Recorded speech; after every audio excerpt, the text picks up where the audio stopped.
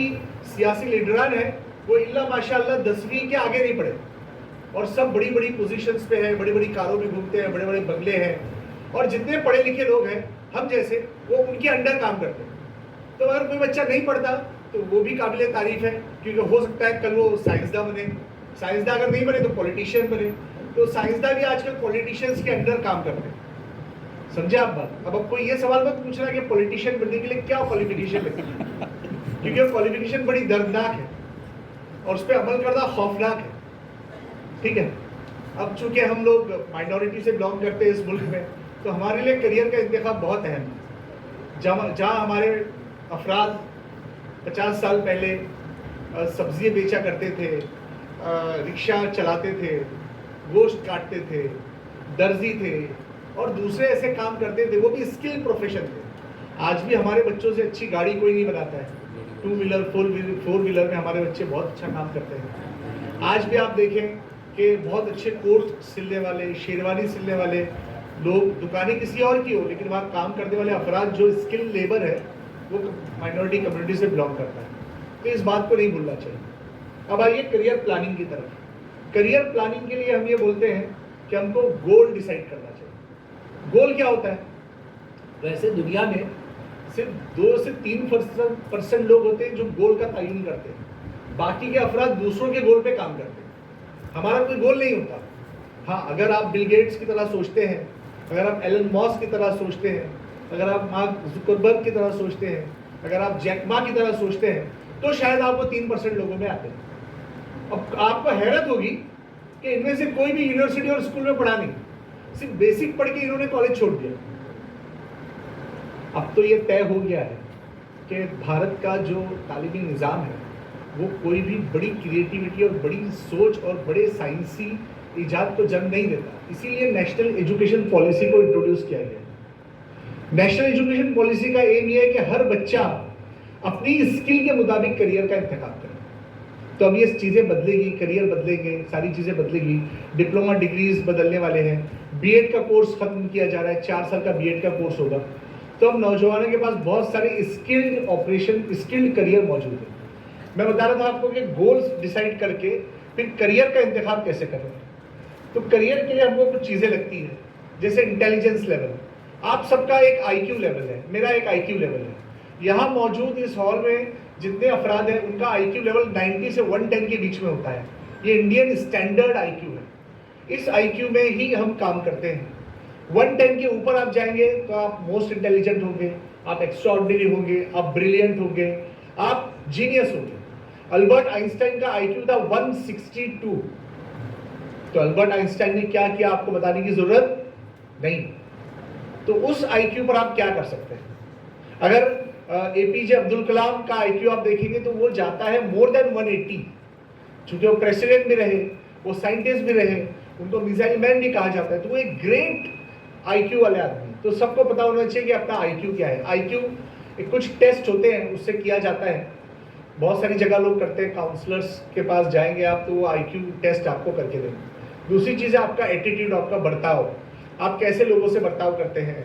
आप बहुत हंसमुख है या आप बहुत सख्त मिजाज है, इससे भी पता चलता है कि आपको किस करियर का इंतखाब करना है। फिर आपका इंटरेस्ट, आपकी दिलचस्पी, आपको किस मैदान में दिलचस्पी है। अक्सर ऐसा होता है कि बच्चों को दिलचस्पी जिसमें होती है उसका उन्हें पता नहीं होता, क्योंकि हम दूसरे करियर से इन्फ्लुएंस होते हैं। जैसे कि अभी मैं एक सवाल मामूली सा पूछता हूँ तो मुझे आपको बताने में आसानी होगी। कभी डेटा साइंस में करियर किसको करना है? डेटा साइंस में तो कोई हाथ उठाएगा? नहीं उठाएगा। चलो क्लाउड कंप्यूटिंग में करियर किसको करना है? तो कोई हाथ नहीं उठाएगा। अच्छा, इंजीनियर कितने लोगों को बनना है? इंजीनियर कितने बच्चों को बनना है? इंजीनियर भी नहीं बनना। तो पनवेल में सबके पास जमीनें वगैरह है, मतलब सब हंसी खुशी है, राजी है, तो बहुत अच्छी बात है। भाग दौड़ मत कीजिए, कॉलेज में मत जाइए, अपना आबाई बिजनेस संभालिए, बहुत अच्छी बात है। क्योंकि 68% इंजीनियर्स जो है, ऑक्सफॉर्म की रिपोर्ट है, भारत में जॉबलेस है। 68% इंजीनियर्स, रिसेंट रिपोर्ट है। दूसरे मेडिकल साइंस बहुत महंगा हो गया है, डॉक्टर बनना बहुत खर्चीला हो गया है, तो वो भी ज़रा मुश्किल है। अब आपका इंटरेस्ट किस फील्ड में, इसको थोड़ा सा एक्सप्लोर कीजिए। इंटरेस्ट के भी टेस्ट होते हैं, इंटरेस्ट आपको आपके वालिदैन, आपके असातिज़ा बताते हैं कि आपको किस फील्ड में जाना है। फिर आपकी पर्सनैलिटी होती है। पर्सनैलिटी दो तरह की होती है, इंट्रोवर्ट, एक्सट्रोवर्ट। जो बच्चे इंट्रोवर्ट होते हैं वो सीए बनते हैं, वो क्लर्क बनते हैं, वो जो मैं बता रहा था डेटा साइंस करते हैं, वो क्लाउड कंप्यूटिंग करते हैं, वो आर्टिफिशियल इंटेलिजेंस करते हैं, वो अपना काम अपने काम से काम रखते हैं। जो बच्चे आउटवर्ड होते हैं वो बच्चे पुलिस इंस्पेक्टर बनते हैं, टीचर बनते हैं, पॉलिटिशियन बनते हैं, मस्जिद के इमाम बनते हैं, वो लोगों से कम्युनिकेट करते हैं। तो जो बाहर लोगों से कम्युनिकेट करता है उसका करियर अलग होता है, जो इंट्रोवर्ट होता है, अकेला रहता है, उसका करियर अलग होता है। इकोनॉमिक कंडीशन देखिए कि आपको बनना क्या है, आपको बनना क्या है, उसके लिए पैसे कितने खर्च होंगे। अगर आपको पायलट बनना है तो आज पायलट बनने के लिए 35 से 40 लाख का खर्च बेसिक पायलट कोर्स में आएगा। अगर आपको इंजीनियर बनना है तो 4 साल का डिग्री 12वीं के बाद, उसमें 1 साल में कम से कम 1 से 1.5 लाख का खर्च आएगा। अगर आपको डॉक्टर बनना है तो उसमें अब आपका गवर्नमेंट मेडिकल कॉलेज में हुआ एडमिशन तो ठीक है, नहीं हुआ तो फिर आपको 50-55 लाख रुपये डॉक्टर बनने में भी लग जाते हैं। तो देखिए कि आपके माँ बाप क्या आपके लिए प्लान किए हैं, कितने साल आप पढ़ सकते हैं, कितने पैसे वो आप पे खर्च कर सकते हैं। आपकी हेल्थ भी देखिए। अब किसी बच्चे को अगर खून देख के चक्कर आते हैं तो वो बेचारा डॉक्टर नहीं बन सकता। किसी को अगर धूल की एलर्जी है तो सिविल इंजीनियर नहीं बन सकता। कोई अगर रातों में जाके काम नहीं कर सकता तो वो सॉफ्टवेयर इंजीनियर नहीं बन सकता। आदमी को वो करियर का इंतखाब करना चाहिए जिसमें उसकी हेल्थ उसको इजाज़त है। अब कुछ बच्चे फार्मेसी करते हैं, फिर उनको हेल्थ इश्यूज़ होते हैं, वो जाके क्वालिटी कंट्रोल का काम करते हैं, जहाँ दवाई बनती है, जहाँ इंजेक्शन बनते हैं, वहाँ वो इन्फेक्शन का शिकार होते हैं, टीबी होती है, दूसरे अमराज होते हैं। तो अपनी हेल्थ के हिसाब से भी अपने को करियर का इंतखाब करना चाहिए। फिर हम जेंडर के हिसाब से भी बोलते हैं कि लड़कियों के लिए क्या करियर है, लड़कों के लिए क्या करियर है। लेकिन अब चूँकि लड़के लड़कियों के लिए करियर बहुत ज़्यादा मुख्तलिफ नहीं है, फिर भी ये देखना चाहिए कि अपने को वर्क एनवायरनमेंट कैसा मिल रहा है। अगर कोई लड़की ऐसे एनवायरनमेंट में काम करती है जहाँ सिर्फ मर्द ही मर्द है तो वहाँ वो कंफर्टेबल फील नहीं करती। या कोई लड़का ऐसे एनवायरनमेंट में काम करता है जहाँ सारी लड़कियाँ हैं तो उसकी पर्सनैलिटी में उससे चेंजेस आते हैं, साइंटिफिक चेंजेस आते हैं। तो इन चीज़ों को मलहूज रख के करियर का इंतखाब करना चाहिए और अपने बारे में ये सोचना चाहिए कि हम क्या कर सकते हैं। हम वाइट कॉलर जॉब करेंगे या ब्लू कॉलर जॉब करेंगे। वाइट कॉलर जॉब का मतलब है ऐसा जॉब जो एसी में बैठ के किया जाए, और ब्लू कॉलर जॉब का मतलब है ऐसा जॉब जो मेहनत और मशक्क़त करके किया जाए। हमारे कुछ स्टूडेंट हैं जो ईरान में और बहरीन में, सऊदी अरब में काम करते हैं, पेट्रोकेमिकल इंजीनियरिंग किया हुआ है, ढेर तनख्वाह मिलती है, लेकिन वहाँ जंगल में जाके, जंगल मतलब वहाँ पे बयाबा होता है, फुल बिल्कुल पेड़ नहीं होते वहाँ पे सऊदी में, तो वहाँ पेट्रोल उबलता रहता है ज़मीन से, तो वहाँ उसमें वो कुआं खोदने के लिए वो मशीन डालनी पड़ती है, उसमें पाइप डालना पड़ता है। तो अभी 10 साल पहले तक तो ये लोग फिजिकली ये सारे काम करते थे, अब मशीनें आई है, फिर भी उस हीट में खड़ा होना होता है। 50 डिग्री के ऊपर टेम्परेचर होता है, पेट्रोल ऐसा जोश से निकलता होता है, एक अलग से एक स्टेशन बनाते हैं जहाँ पेट्रोल जलता होता है। और petrochemical engineer, civil engineer, automobile और कंस्ट्रक्शन इंजीनियर, ये सारे लोग मिलके वहाँ एक साथ काम करते हैं। और उसमें मिडल ईस्ट में बहुत वैकेंसीज थी, अब मशीनों की वजह से थोड़ा सा प्रेशर कम हुआ है और अब बिल्कुल लोअर लेवल पे जो मजदूर होते हैं उनके लिए वहाँ वैकेंसीज है। इंजीनियर्स के लिए थोड़े से मौके कम हुए हैं, फिर भी कुछ अच्छी कंपनियां हैं जो बहुत अच्छा रिक्रूट कर रही है इंजीनियर्स को। अगर पासपोर्ट वगैरह बना के इंजीनियरिंग करके आदमी जाए तो उस साइड में मिडल ईस्ट में आज भी वैकेंसीज का काफ़ी स्कोप है। जेंडर और वर्क एनवायरनमेंट ये इसलिए इम्पॉर्टेंट है कि जब आप कोर्स करते हैं तो आपको पता नहीं होता कि कोर्स आप क्यों कर रहे हैं और उसमें आपको क्या काम करना है, जिसकी वजह से कोर्स करने के बाद आप बहुत सारी तकलीफ़ों में मुब्तला हो जाते हैं। अब जैसे हम साइंस की बात करते हैं तो 11-12 साइंस की जैसे बच्चे यहाँ पर हैं तो आप देखते हैं कि नीट एक मेडिकल का कोर्स है जिसमें दाखिला थोड़ा सा मुश्किल है, नीट में नंबर भी बहुत ज़्यादा चाहिए। पिछले साल 6 से 7 लाख बच्चों ने नीट रिपीट किया और 3 लाख नए बच्चों ने रिपीट दिया, तो 9 से 10 लाख बच्चे मेडिकल में 9 से 10 लाख बच्चे मेडिकल में अपीयर हुए। और पूरे भारत में सीट कितनी है? 50,000, 25,000 गवर्नमेंट की, 25,000 प्राइवेट। इंजीनियरिंग की सीट्स बहरहाल महाराष्ट्र में भी खाली जाती है, 25-30 हज़ार सीटें खाली जाती है। इंजीनियरिंग में हम ये देखते हैं कि 2 चीज़ें इंपॉर्टेंट हैं, एक कॉलेज का प्रेस्टीज और एक कॉलेज का प्लेसमेंट और प्रेस्टीज, ये 2 चीज़ें देखी जाती है।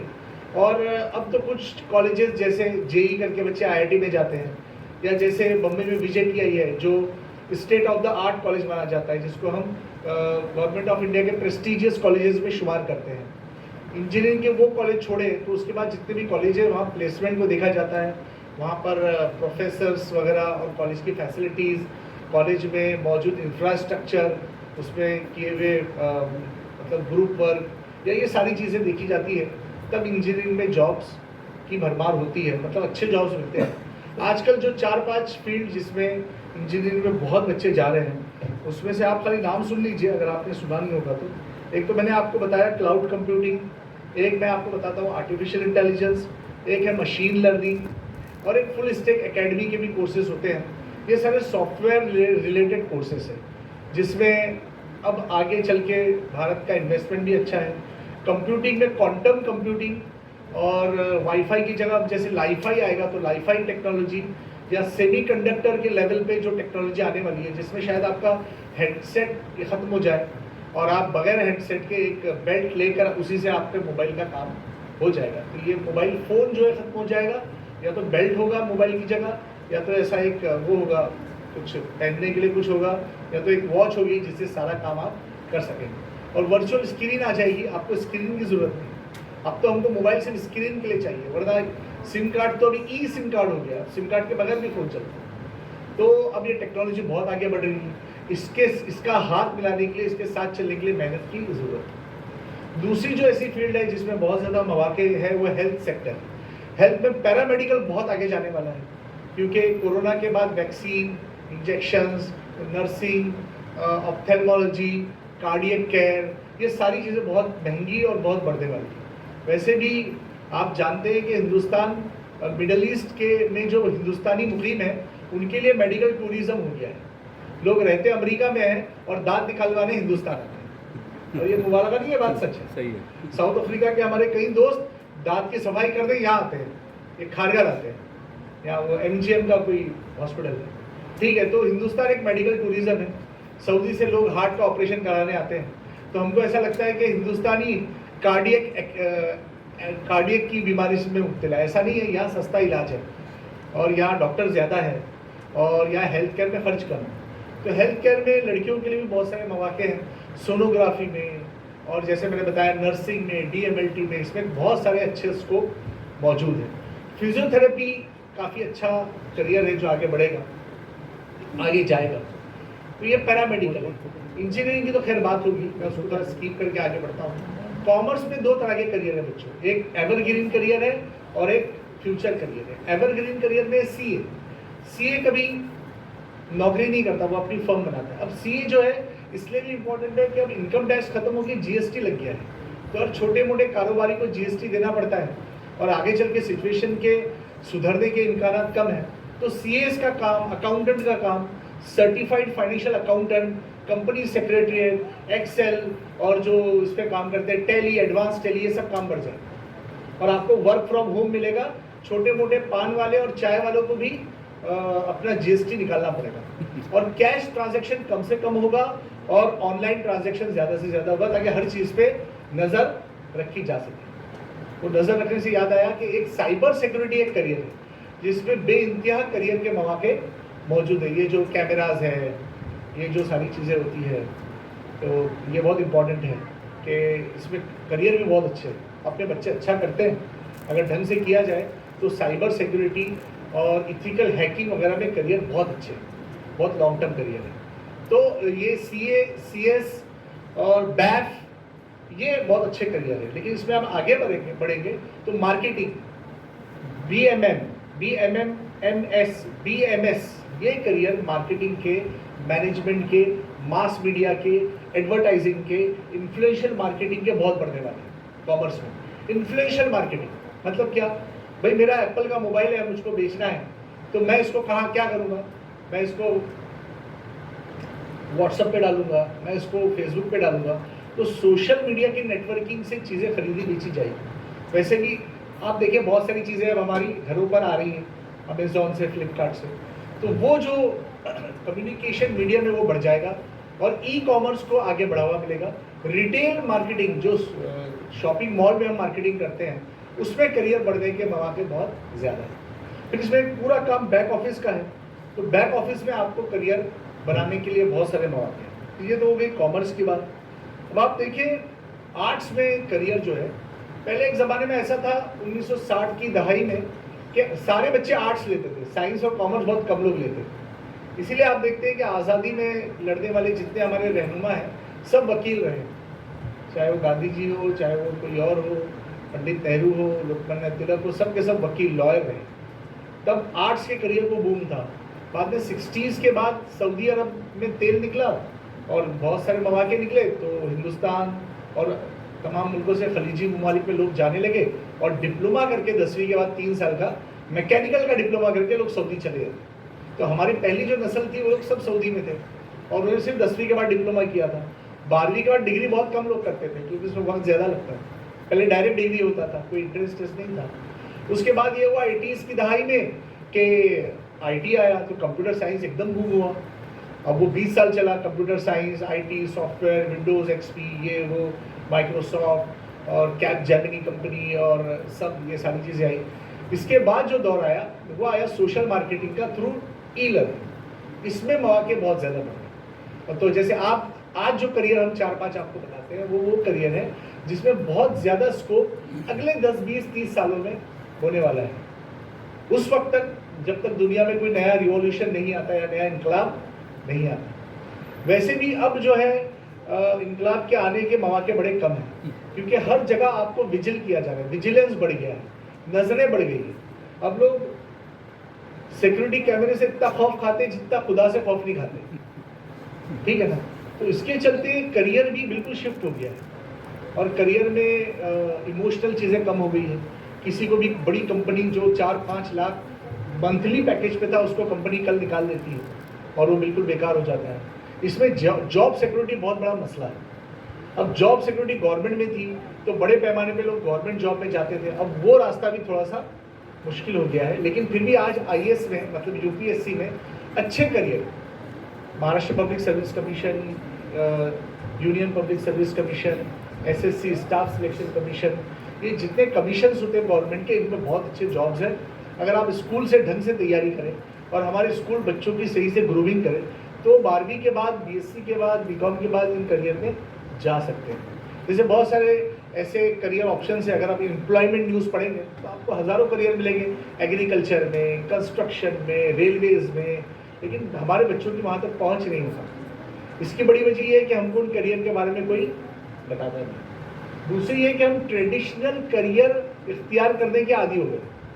हमारे ख़ानदान वाले जो करियर कर रहे हैं हम भी उसी में करियर कर रहे हैं। बहुत इल्ला माशाल्लाह लोग माइग्रेट करते हैं, कुछ बड़ा करते हैं, कुछ आगे करते हैं, लेकिन करते नौकरी है। तो अब चूँकि ये बहुत हो गया, मैंने कई जगह पे ये स्पीच भी दी कि यहाँ जॉब है, यहाँ वैकेंसी है।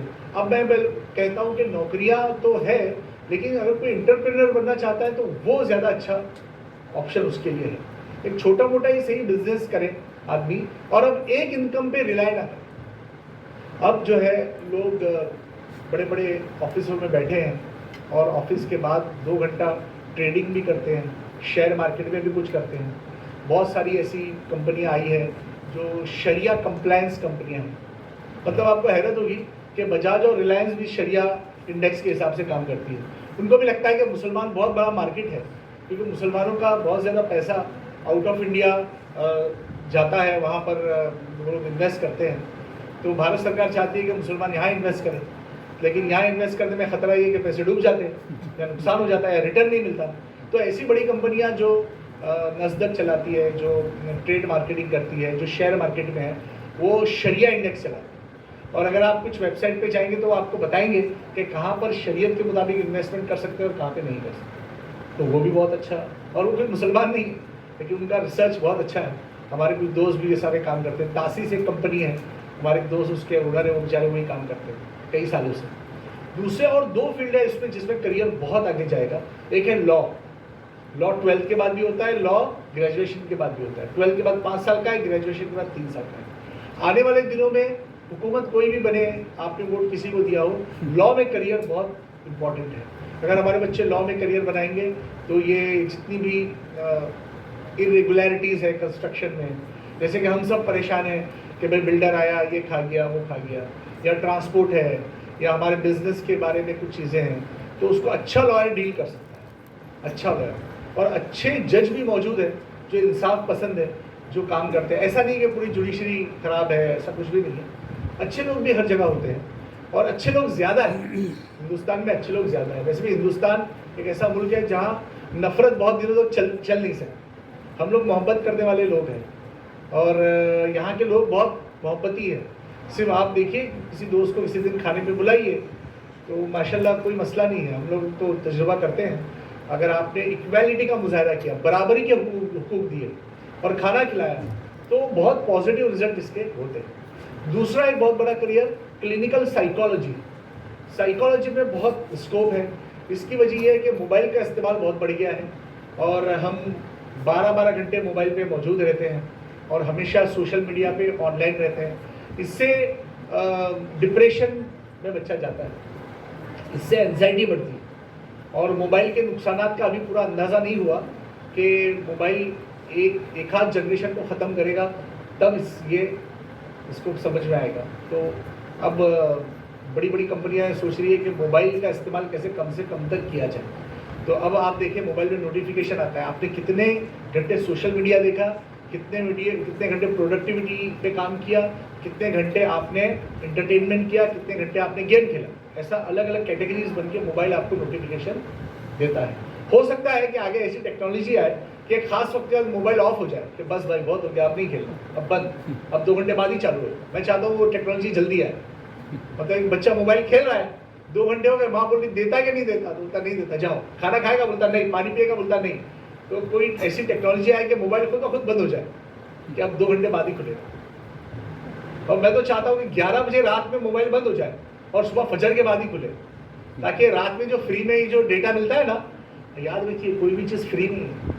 ये फ्री जो है ना, ये आपकी सलाहियतों को खा रहा है, ये आपके वक्त को खा रहा है, ये आपके टैलेंट को खा रहा है। कोई चीज़ दुनिया में फ्री नहीं।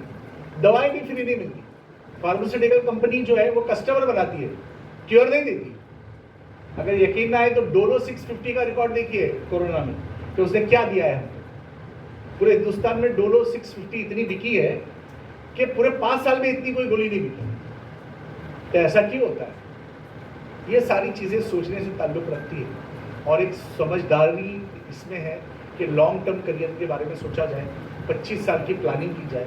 और जो मुस्लिम माइनॉरिटी में जो NGOs काम कर रही है, वो एरिया के लिए 25-30 साल की प्लानिंग करें कि हमको बच्चों को क्या देना है और उस प्लानिंग के साथ आगे बढ़ें।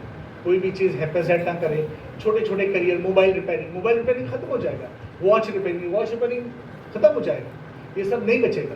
जो लॉन्ग टर्म करियर रहने वाले हैं उन पर ध्यान दें। Computer, health care, communication, e-governance, psychology, और ये सारे करियर इंशाल्लाह अच्छे जाएंगे। लॉ बहुत अच्छा जाएगा। बड़े अच्छे इंस्टीट्यूट हैं जो बहुत ही कम पैसे में करियर कराते हैं।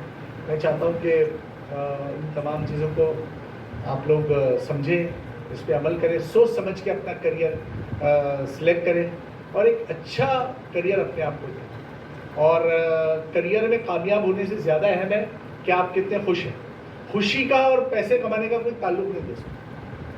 अभी देखिए, अभी कुछ दिन पहले न्यूज़ आई थी कि टेस्ला के फाउंडर एलन मॉस को डिप्रेशन हो गया, उसने दवा खाई।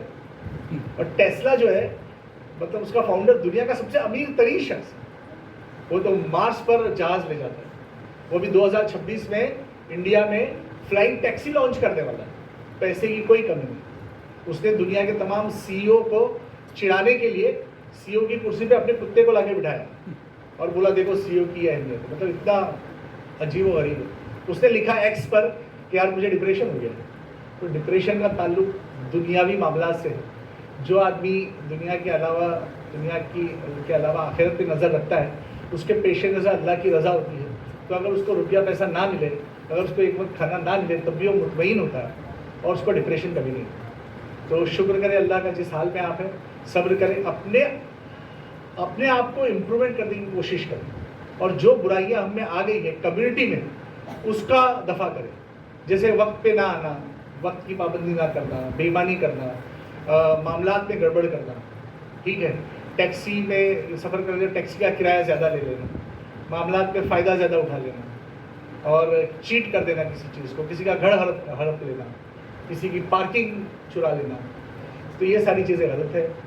और अब आप ये नहीं बोल सकते कि दुनिया में सब करते तो हम नहीं करें, तो इससे फ़ायदा नहीं, ये बोल के फ़ायदा नहीं। दुनिया में तो बहुत कुछ होता है, तो दुनिया में ऐसे भी लोग रहे जिन्होंने फाके करके भी अपना वक्त गुजारे, तो वो लोग भी थे ना। तो इस बात पे नज़र रखें, बहुत ज़्यादा गौर व फिक्र करने की ज़रूरत है। एक 25 साल लॉन्ग टर्म प्लानिंग मिल्लत के लिए बहुत ज़रूरी है। मैं उम्मीद करता हूँ कि पनवेल में जो मुसलमान यहाँ पर हैं वो एक लॉन्ग टर्म प्लान करेंगे, और एक छोटी कम्युनिटी होने के बावजूद अपना सुख आप लोग रखते हैं। अल्लाह करेंगे जैसे हम मस्जिदें हमने आबाद की हैं, वैसे ही हमारे बच्चे जाके कॉरपोरेट में भी अपना नाम कमाएं, बिज़नेस में भी अच्छा करें, गवर्नमेंट सेक्टर में भी वो फैलें, NGOs को भी मैनेज करें, और एक अच्छा मुस्तकबिल अपनी कौम को दें। बहुत बहुत शुक्रिया। सर ने टेक्नोलॉजी से रिलेटेड बहुत कुछ बताया कि इसके खास करके एडमिशन प्रोसीजर से रिलेटेड बात करना है, राइट। तो उससे पहले कई सवाल पूछे थे सर ने, काजिम सर ने, उसमें से एक सवाल मैं ऐड करता हूँ यहाँ पर। कितने लोग यहाँ पे 10th स्टैंडर्ड अभी जस्ट पास किए? रिजल्ट नहीं हुआ, जस्ट पास होने वाले, अपियर की एग्जाम। ओके, मेजॉरिटी वही दिख रही है, माशाल्लाह। Okay, most of the people, आप लोग ने कुछ 10th अपियर किए, 12th का भी रिसेंटली रिजल्ट आया है, तो कॉन्ग्रेचुलेशन आप सभी लोग के लिए। और सबसे पहली बात कॉन्ग्रेचुलेशन ये करना चाहूँगा कि आपने अपने घर से उठ के इधर पे आए, क्योंकि आपको फिक्र है कि मुझे आगे करना क्या है। और टेक्नोलॉजी की रिलेटेड सर ने एक बात बोली थी, काजिम सर ने, और काफ़ी इम्पोर्टेंट चीज़ है, क्योंकि आज के दौर पे टेक्नोलॉजी इतना ड्रास्टिकली चेंज हो रहा है, और हर किसी को आर्टिफिशियल इंटेलिजेंस को ज़्यादा ही क्रेज चढ़ा हुआ है। तो उसी से रिलेटेड इंजीनियरिंग के अंदर क्या पर्सपेक्टिव है, तो हम पनवेल के शहर में ही अब्दुल रज़ाक कालसेकर कॉलेज और कालसेकर टेक्निकल कैंपस है, तो I would rather focus on engineering और डिप्लोमा सेक्शन। तो डिप्लोमा के अंदर अगर आपको इंजीनियर बनना है बेसिकली 10th स्टैंडर्ड के बाद, तो ग्रेजुएशन होने के लिए कम से कम 6 साल का एजुकेशन करना पड़ता है।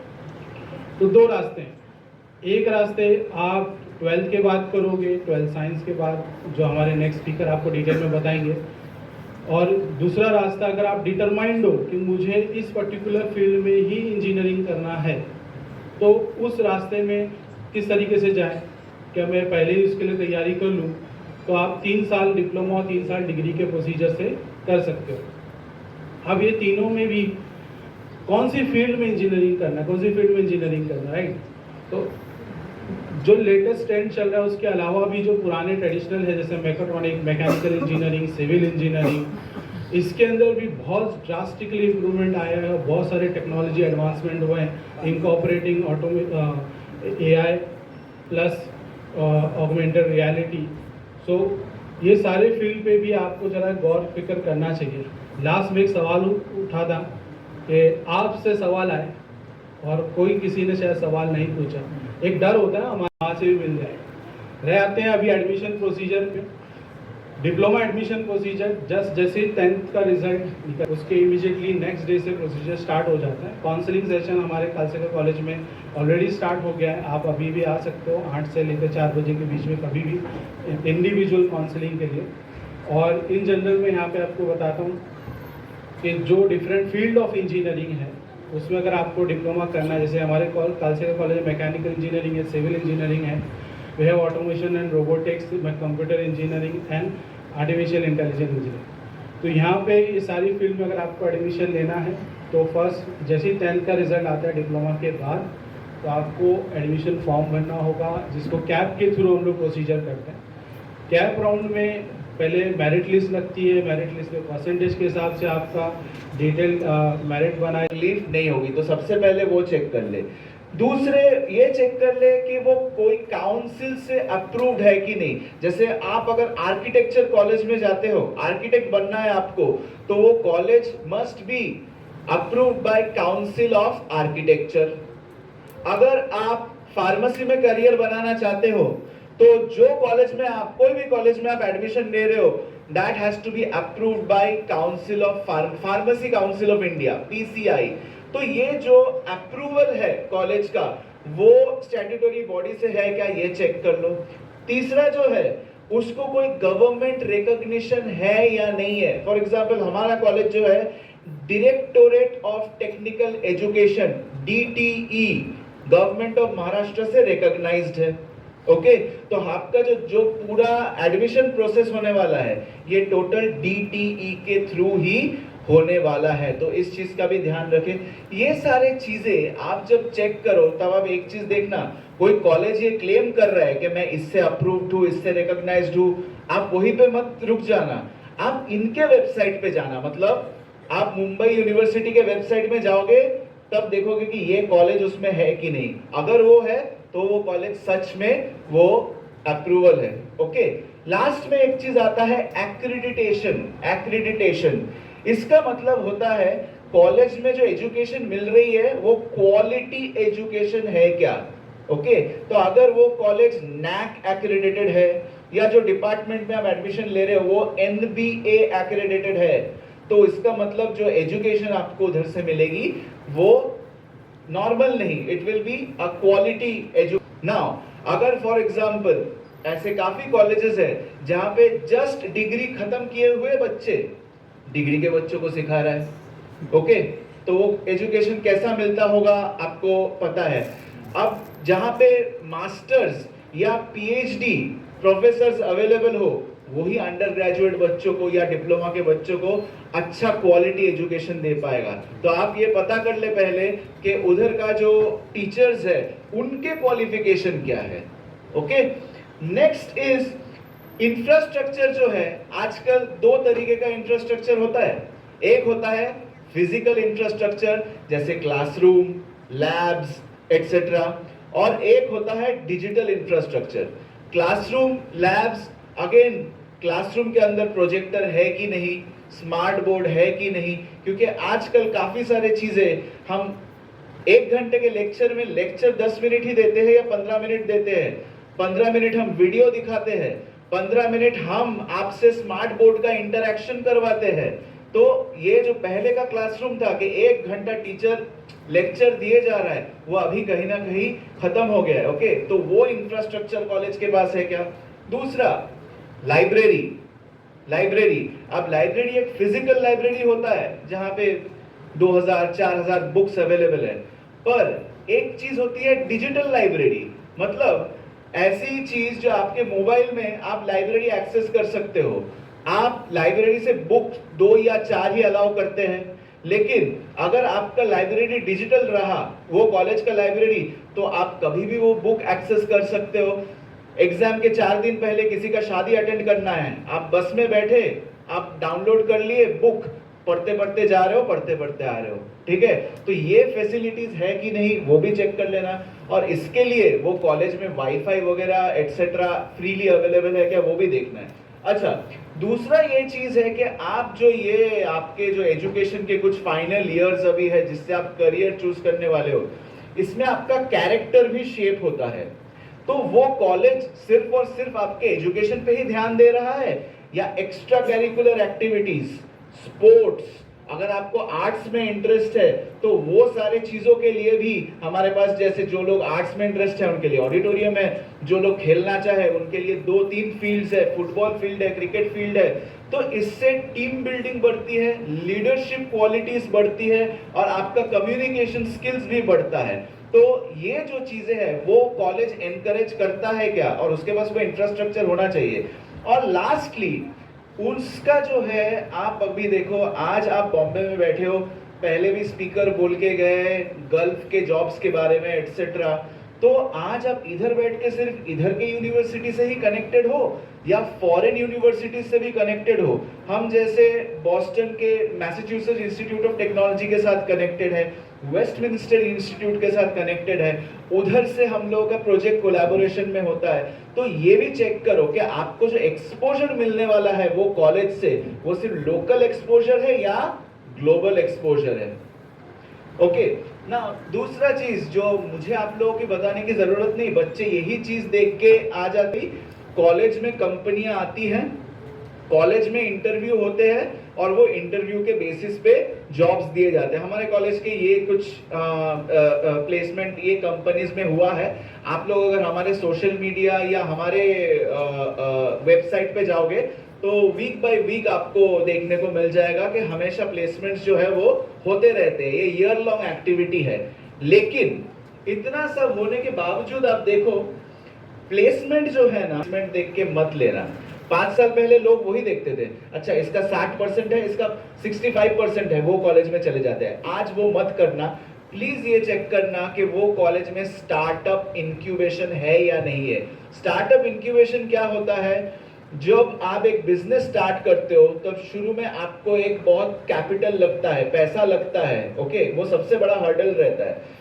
कॉलेज अगर आपको खुद एक वर्किंग स्पेस दे दे जहां पे आप अपना खुद का कंपनी सेटअप कर सको, आप अपना जो इन्वेस्टर्स है उनको बुला सको, क्लाइंट मीटिंग वहां स्कॉलरशिप अवेलेबल करके देता हूं ना।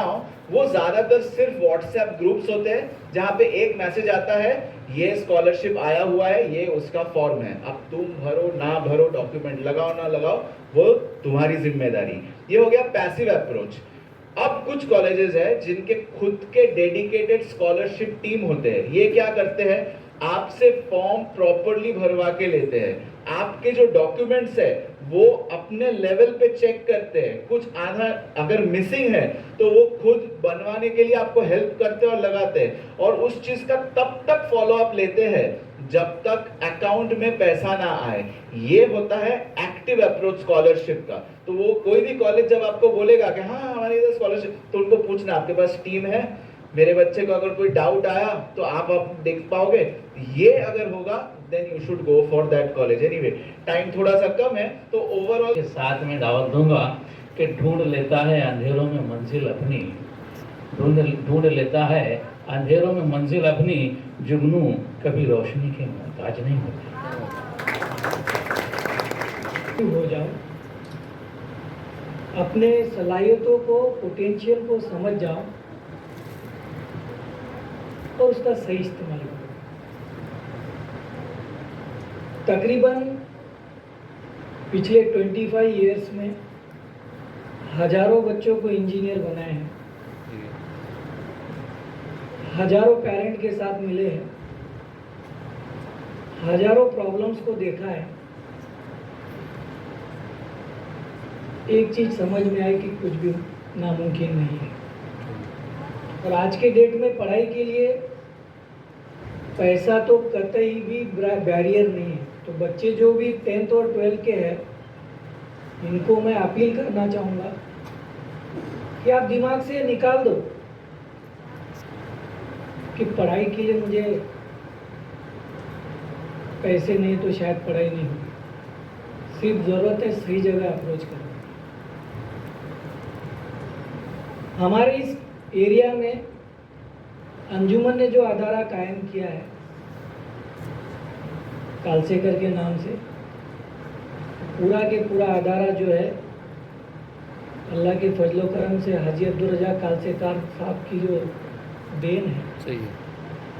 बहुत ही पाक साफ अमाउंट वहाँ लगा हुआ है। ऐसे बच्चे भी वहाँ पे अपना करियर बना रहे जो पढ़ नहीं सकते, सलाहियतें भी नहीं, कुव्वत भी नहीं। ऐसा अदारा है जहाँ पर तकरीबन 90% से ज़्यादा बच्चे जो है स्कॉलरशिप अवेल करते हैं। यहाँ पे जो फिगर बताई गई वो सिर्फ डिग्री का था, और डिप्लोमा डिग्री का यदि हमने देखा तो 96 करोड़ रुपए अब तक हम लोगों ने गवर्नमेंट ऑफ महाराष्ट्र से ले चुके हैं। We are the largest beneficiary in the state of Maharashtra. और ये तो होगी गवर्नमेंट की बात। इसके अलावा भी हमारे जो सरपरस्त है डॉक्टर ज़हीर काजी साहब, जो अभी रिसेंटली पद्मश्री से नवाजे गए हैं प्रेसिडेंट ऑफ इंडिया के हाथों से, उनका काम ही है कि जो लोग उनसे मिलते हैं उनको पता है 24/7 बच्चों के बारे में ही बात करते हैं। हिंदुस्तान के बाहर जाकर भी हर साल जो बच्चे यहाँ से पास आउट हुए हैं उनकी मीटिंग होती है। इस साल भी यूरोप में मीटिंग हुई, वहाँ बहुत अच्छी गैदरिंग थी।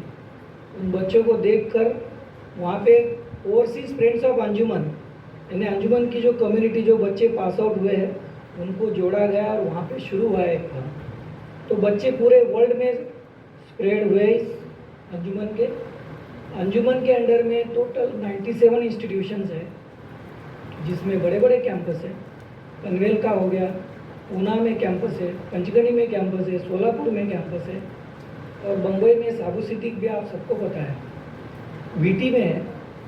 97 इंस्टीट्यूट में सिर्फ मेडिकल कॉलेज, MBBS, डेंटल यानी एलोपैथिक के कोर्सेज अभी तक नहीं है, जो रिसेंट जो प्लान किए अभी आएंगे वो।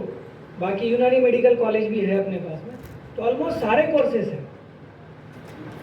इसकी सही मालूमात के लिए बच्चे और पेरेंट को एक बार हम रिक्वेस्ट करेंगे, आप कहीं पर भी एडमिशन लो, कोई भी कोर्स में एडमिशन लो, एक बार आप कालसेकर में आके गाइडेंस लेके ज़रूर जाएं, क्योंकि बच्चे दूसरी जगह एडमिशन लेने के बाद भी स्कॉलरशिप के लिए हमारे पास आते हैं, एक साल निकालने के बाद दूसरे साल ट्रांसफ़र के लिए हमारे पास में आते हैं। तो ये चीज़ें ना हो, सही गाइडेंस मिले, उसके लिए कम से कम आप एक बार तो विज़िट करें। दूसरी चीज़ ये है कि पनवेल में एक हमारा भी एक ऑब्जर्वेशन है, बच्चों का मोटिवेशन लेवल बहुत कम है। बच्चियों के लिए वो सारे कोर्सेज मौजूद है आपके कैंपस में। लड़कियों के लिए, माओं के लिए मैं रिक्वेस्ट करूंगा कि एक बार आप कॉलेज में आके देखें। आप जैसा समझते हो वैसा कॉलेज नहीं, आप एक बार आके तो देखो कम से कम। हम कोई भी विजिटर जब कॉलेज में आता है ना, हम लोग मेहमान से कम नहीं समझते उसको। बोर्ड लगा हुआ है 0 waiting period for stake holders.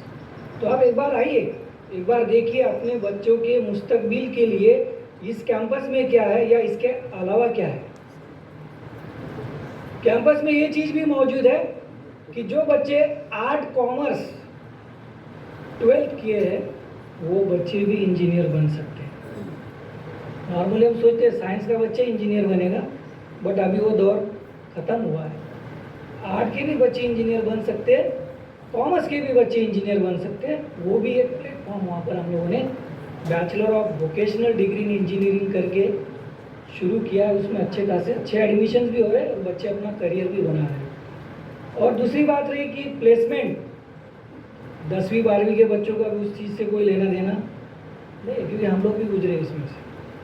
और बच्चों को एक रिक्वेस्ट करूँगा कि आप ये कतई मत समझो कि मैं Marathi medium, Urdu medium, English medium, हम खुद भी मराठी मीडियम से पढ़े हैं और बड़ी मुश्किल से ऐसे स्टेज पे आने की हिम्मत करते थे। बट ये वक्त के साथ ये सब खत्म होता है और language is not the barrier for career. Career बनाना है तो कोई प्रोग्रामेटिक प्लान आपका करियर नहीं बनाएगा, आपको लीडर नहीं बनाएगा, आपको कामयाब नहीं बनाएगा। आपको कामयाब आप खुद बना सकते हो। जिस दिन आपने तय कर लिया मुझे ये बनना है, यकीन मानिए ऊपर वाला भी आपको उसी तरह से हेल्प करेगा जो करियर आपने सोचा है। दूसरों के सोचने पे दूसरी की नसीहत मिलेगी, आपको एग्जाम्पल्स मिलेगी आपको। बाकी वो आपका करियर नहीं बना सकता, आपका करियर आप खुद बना सकते हो। क्योंकि हम लोगों ने भी कुछ ज़िंदगी देखी है। छोटे से पोटी हाउस के गांव से आए हुए हम लोग, जहाँ पे टेंथ भी नहीं था, 7th 8th तक 10th किए, फिर इंजीनियरिंग किए, मास्टर्स किए, PhD किए। तो मतलब बहुत कुछ देखने मिला। बट बच्चों को जो हम जब स्टडी करते हैं, जैसा सर ने बताया कि सिर्फ आप कोर्सेज के ऊपर मत जाओ। कोई कॉलेज, कोई इंस्टीट्यूट डॉक्टर अपॉइंट करता है क्या? साइकोलॉजिस्ट अपॉइंट करता है? हमारे कैंपस में 2-2 साइकोलॉजिस्ट है, 2-2 डॉक्टर है। ये इसलिए अपॉइंट किए गए हैं कि ये जो मेट्रो सिटी है, इसमें अच्छे खासे पढ़े लिखे लोग भी डिप्रेशन में जाते हैं। घर में झगड़ा होगा तो दूसरे दिन फैकल्टी का चेहरा देख के समझ में आता है कोई क्या रात में हुआ है। तो बच्चे सोचो, ज़्यादातर सर्वे करने के बाद हमें पता चला कि बच्चे जो परेशान होते हैं, हमारे माँ बाप के जो अनबन चलती है, उसकी वजह से बच्चे परेशान होते हैं, सिंगल पेरेंट्स होते हैं। तो ये सारे प्रॉब्लम सॉर्ट आउट करने के लिए और मैंडेटरी रिक्वायरमेंट है, गवर्नमेंट ने सभी जगह पे अपॉइंट करने के लिए बोला है। टू सेंस में हम लोग वो सारी चीज़ें करते हैं। आपका ज़्यादा वक्त नहीं लूँगा, बट बच्चों से फिर अपील करूँगा कि आप जिस उम्र में पहुँचे हो, आपके माँ बाप की दुआएं, माँ बाप के एक्सपेक्टेशन, रिश्तेदारों के एक्सपेक्टेशन, कम से कम आप अपने माँ बापों के एक्सपेक्टेशन, उनकी दुआओं की लाज रख के आप आगे बढ़ेंगे। सही है। ठीक है, जज़ाकल्लाह, थैंक यू वेरी मच। अब इसके बाद मैं ऐसी शख्सियत को दावत दूंगा कि वो अपने आप में एक इंस्टीट्यूट है और उन्होंने ये बता दिया कि काम करने के लिए हमें जो प्लेटफॉर्म रहता है कि हमें ये नहीं सोचना कि कौन सा प्लेटफॉर्म, हम हर प्लेटफॉर्म के ऊपर काम कर सकते हैं। और आज वो रिलायंस जियो के अंदर असिस्टेंट वाइस प्रेसिडेंट हैं। मेरी गुजारिश डॉक्टर मुनीर सैयद से है और मैं इस शेर से उनको दावत दूंगा कि तुझ में हीरे सी सिफत है तो अंधेरे में चमक, तुझ में हीरे सी सिफत है तो अंधेरे में चमक, धूप में तो कांच के टुकड़े भी चमकते हैं। शीशा पत्थर की चोट से टूट जाए पत्थर, ऐसा शीशा तलाश कर। और इन अल्फाज से मैं जाकिर शिकलगर साहब का आवाज़ में तो आया 10 मिनट। और आप सभी हाजरात जो यहाँ पर मौजूद है, सबके नाम लेना आज की नज़ाकत है। अभी जो भी स्टूडेंट्स यहाँ पर अभी इम्तिहान में रिज़ल्ट लेने वाले हैं, 12वीं के रिज़ल्ट ले चुके हैं, सबको मुबारकबाद देता हूँ। बहुत सारे स्पीकरों ने आपको जो भी इंफॉर्मेशन उनके पास थी वो चंद वक्त में देने की कोशिश की। मेरा एक काम है, यानी हमारा काम है, हम MMNF यानी महाराष्ट्र माइनॉरिटी NGO फोरम, ये 5 साल से बना है। इसलिए बना है कि समाज की तरक्की होना चाहिए। हर एक बंदा जो है अपनी स्थिति को बदलना चाहता है, अमीर बनना चाहता है। कौन नहीं अमीर बनना चाहता? इसलिए समाज के मसले हमें हल करना चाहिए। आज सबसे पिछड़ा समाज हमारा मुस्लिम समाज है, माइनॉरिटीज़ है। इसको सुधारने के लिए हम क्या कर रहे हैं? हमारा खुद का हमें नहीं हो रहा है, बाजू वाले का कब करेंगे? लेकिन इसके लिए NGOs काम करते हैं, सामाजिक संस्थाएं काम करती है। अभी सामाजिक संस्था काम करने वाले लोग कौन है? बड़े एक्सपर्ट्स लोग नहीं होते। आज जितने भी स्पीकरों ने लेक्चर दिए उनसे सबसे कम पढ़ा लिखा मैं हूँ, लेकिन समाज के मसलों को हल करने के लिए जिन एक्सपर्ट्स की ज़रूरत है, ऐसा करीबन 150 से 200 लोगों का एक्सपर्ट टैंक हम लोगों ने बनाया है। और ये है कुएं सब, और प्यासों तक हम लोग कुओं को पहुँचाते हैं। और उस वजह से समाज में तरक्की किधर किधर दिख रही है। MMN अपने समाज को सुधारने के लिए करीबन 15 पॉइंट प्रोग्राम बनाए, 15 मिशन है। इसमें सभी है, हेल्थ है, वेल्थ है, एजुकेशन है, लीगल है, एवरीथिंग है। यहाँ बताने का वो आज वक्त नहीं है, कहीं और हम वक्त मिलेगा तो बताएंगे। लेकिन मैं आज के ताल्लुक से इतना ही बताऊंगा, करियर गाइडेंस प्रोग्राम है। करियर है और एक कैरियर है। अगर करियर फेल हुआ तो आपको कैरियर ही होना है। अभी कैरियर का क्या मतलब होता है ये आप सब अच्छी तरह से जानते हैं। इसलिए करियर अच्छा होना, लोगों ने कहा है, स्पीकरों ने कहा है, एक्सपर्ट ने कहा है कि अपने को जिस बात में खुशी होती है, अपने को जिस बात में इंटरेस्ट होता है, वही इंटरेस्ट में आपने एक्सपर्टाइज हासिल करना चाहिए। अपने पास एक्सपर्टाइज नहीं है तो फिर हमें कोई नहीं नज़दीक कर देगा। और बहुत बार कहा जाता है कि हमें जॉब नहीं मिलता है, हमें कारोबार नहीं मिलता है। सिर्फ डिग्री लेने से कुछ नहीं होता है, हमारे पास एक्सपर्टाइज चाहिए। कितने जॉबलेस है सर ने बताया, और छोटा एजुकेशन लेने वाले भी बहुत अमीर है। इसके लिए एक्सपर्टाइज और ये सब चीज़ें होना चाहिए। और एक ही कहूँगा मैं, और बात खत्म करूँगा कि वक्त हॉल का भी ख़त्म हो चुका है।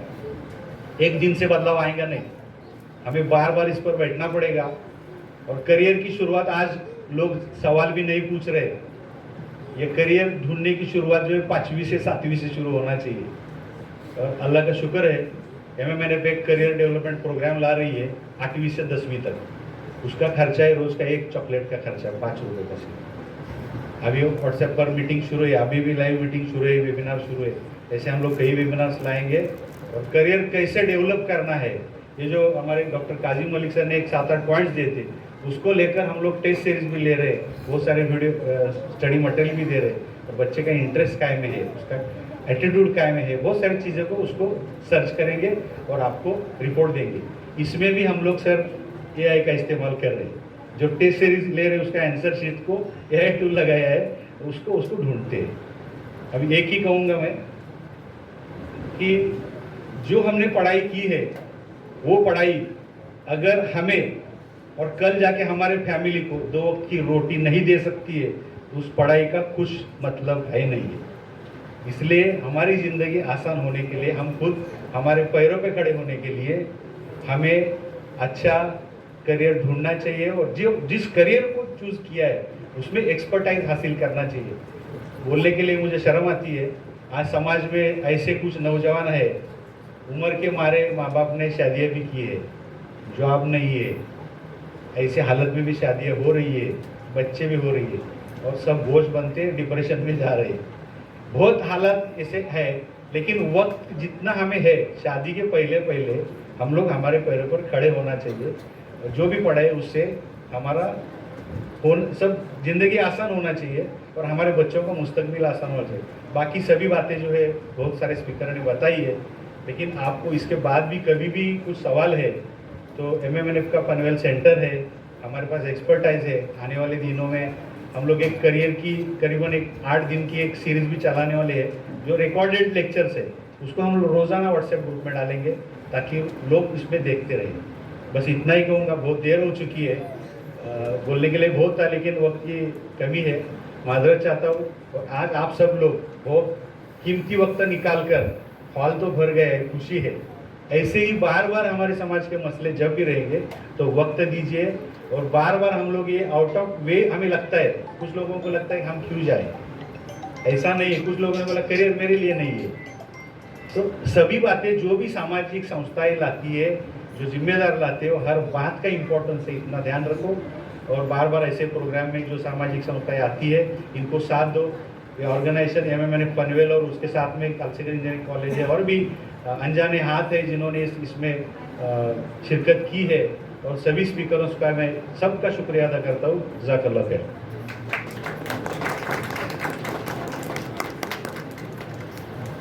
इसके बाद